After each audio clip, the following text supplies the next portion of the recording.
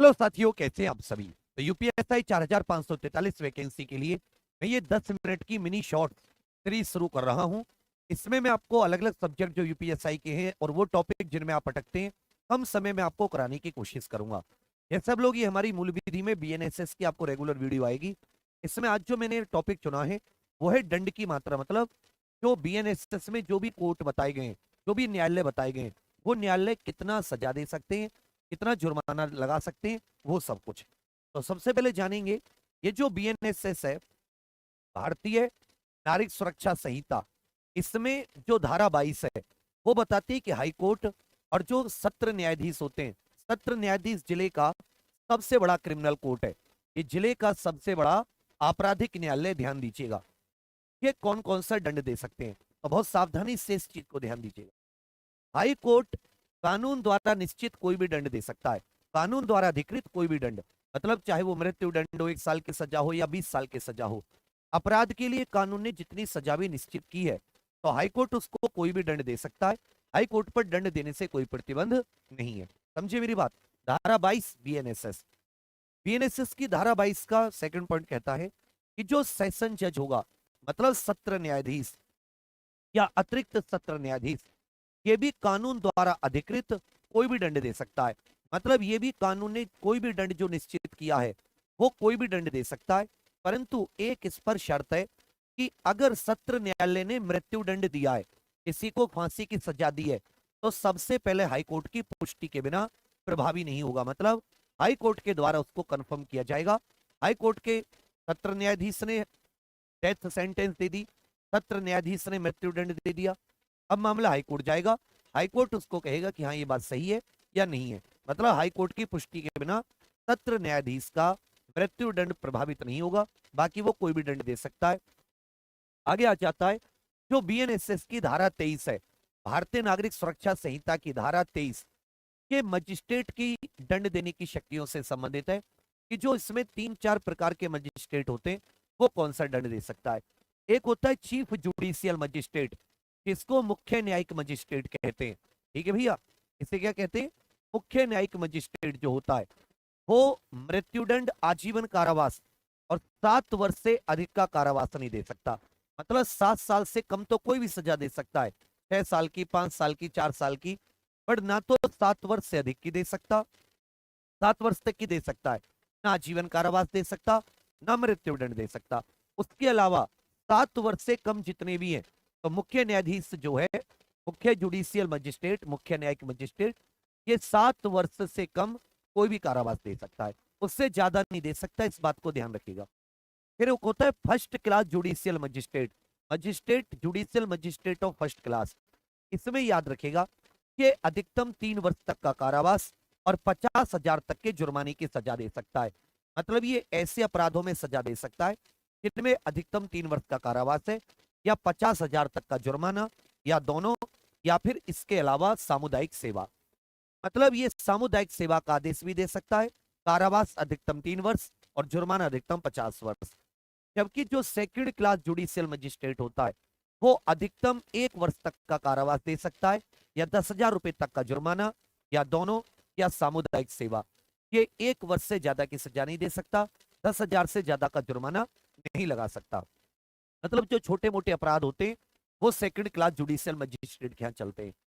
जबकि सामुदायिक सेवा का जो एक नया दंड है, इस बार बीएनएस में दिया गया है, इसमें समाज के हित में कार्य करने पड़ते हैं, जैसे हॉस्पिटल आदि की साफ सफाई इत्यादि, और इसमें दोषी को कोई भी पैसा नहीं मिलता, कोई भी दिहाड़ी, कोई भी रुपया उस काम का नहीं मिलता, ये एक सजा के तौर पर दिया जाता है। ठीक है भैया। तो इस प्रकार से यदि हम लोग इसको शॉर्ट में करना चाहें तो आप देखोगे हाई कोर्ट कोई भी दंड दे सकता है, सत्र न्यायालय भी कोई भी दंड दे सकता है, परंतु मृत्यु दंड को हाई कोर्ट कंफर्म करेगा। दोनों बीएनएसएस धारा 22, बीएनएस धारा 23 जो है बीएनएसएस, वो चीफ जुडिशियल मजिस्ट्रेट 7 वर्ष से ऊपर का नहीं दे सकता, ना मृत्युदंड ना आजीवन, 7 वर्ष या उससे नीचे के दे सकता है।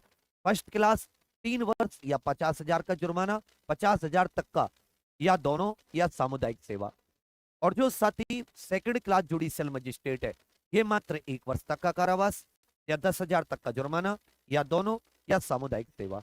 अब इस पर मैंने कुछ क्वेश्चन रखे हैं, अब मुझे बताओगे, कह रखा है कौन सा दंड मुख्य न्यायिक मजिस्ट्रेट नहीं दे सकता। अब सभी जानते हैं बीएनएसएस धारा 23। भाई मुख्य न्यायिक मजिस्ट्रेट का दंड बीएनएसएस धारा 23, ये 7 वर्ष तक का कारावास दे सकता है। ये जुर्माना भी कितने का लगा सकता है, लेकिन ये आजीवन कारावास, मृत्युदंड और 7 वर्ष से ऊपर नहीं दे सकता।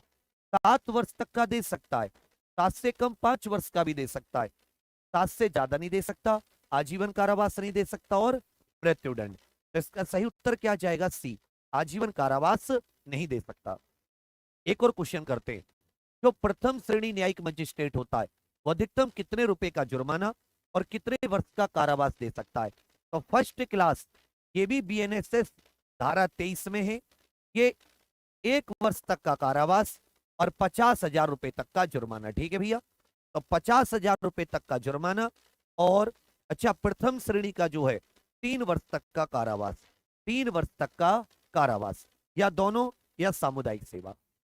धारा 23 के अंतर्गत सामुदायिक सेवा का अर्थ क्या है, बीएनएसएस धारा 23 के अंतर्गत सामुदायिक सेवा का अर्थ क्या है, बिना पैसे की सेवा, सरकारी विभागों के लिए वेतन, अदालत द्वारा समाज के हित में बिना पारिश्रमिक के कार्य, इसमें कोई भी पेमेंट नहीं मिलता, कोई भी भुगतान नहीं मिलता, यह सजा के तौर पर दी जाती है। बीएनएसएस की धारा 22 के अनुसार निम्नलिखित में से कौन सा कथन सही है। धारा 22 में हाईकोर्ट और सेशन जज के द्वारा, तो सेशन जज कोई भी सजा दे सकता, हाईकोर्ट कंफर्म करेगा, हाईकोर्ट कोई भी दंड दे सकता है, उच्च न्यायालय मृत्युदंड नहीं दे सकता। आपको कथन सही बताना है, तो ये बात तो गलत है क्योंकि वो तो कोई भी दंड दे सकता है। सत्र न्यायाधीश उच्च न्यायालय की पुष्टि के बिना मृत्युदंड दे सकता है, ये बात भी गलत है क्योंकि सत्र न्यायाधीश अगर मृत्युदंड देगा तो हाई कोर्ट की पुष्टि करानी पड़ेगी।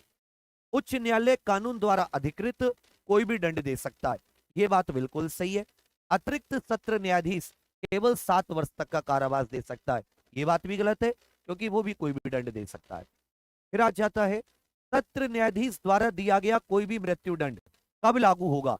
धारा 22 के अंतर्गत बीएनएसएस धारा 22, अगर सत्र न्यायाधीश या अतिरिक्त सत्र न्यायाधीश मृत्युदंड देते हैं तो पहले हाईकोर्ट से पुष्टि करानी पड़ेगी, हो गए अपील नहीं की जा सकती, अंतिम होता है।